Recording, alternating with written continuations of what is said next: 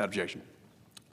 So last week, Mr. President, the Senate did its job to fund 96% of the government while splitting the DHS bill from the rest of the funding package so we can rein in ICE and end the violence.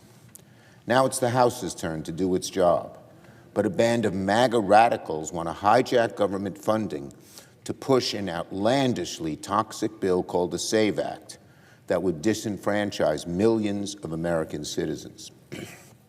Just a few hours ago, Donald Trump said he wants to nationalize elections around the country. That's what Trump said.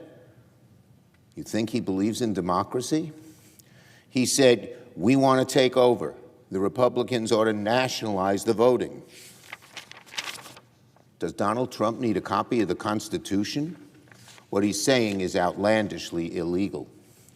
Once again, the president's talking no differently than a dictator who wants elections in America to be as legitimate as elections in countries like Venezuela. And make no mistake, one of the tools to nationalize elections is precisely the SAVE Act that some Republicans are pushing in the House. I want to be very clear. The SAVE Act is dead on arrival in the Senate, and every single Senate Democrat will vote against any bill that contains it. It's outrageous that House Republicans would even consider putting in the SAVE Act in legislation to fund the government.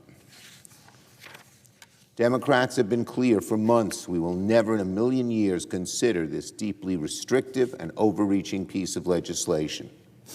Republicans who are pushing for the SAVE Act are trying to kill the funding bill and prolong this shutdown. That's all they want. They want to kill the bill, kill the funding bill, and have a long, prolonged shutdown. Speaker Johnson should tell these SAVE Act Republicans to stand down, or else this shutdown is on the Republican shoulders. Now as for the SAVE Act itself, it has nothing to do with protecting our elections and everything to do with federalizing voter suppression. The SAVE Act is nothing more than Jim Crow 2.0. If the SAVE Act were to become law, online registration, registration by mail, and registration drives would become a thing of the past.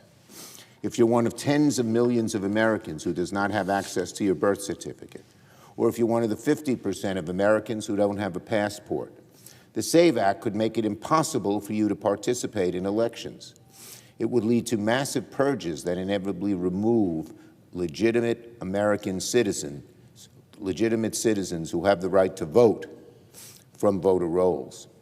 And even married couples aren't spared from the SAVE Act. If you get married and you change your last name, you too would be at risk under the SAVE Act of getting booted off the voter rolls.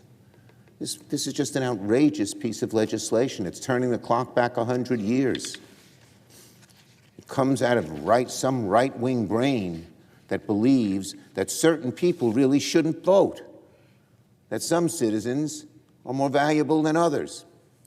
So let me be clear as I can. The SAVE Act is dead on arrival in the Senate. Hear that, House right-wingers? It ain't happening. Anyone who trying to push the SAVE Act as part of the government funding is pining for a shutdown.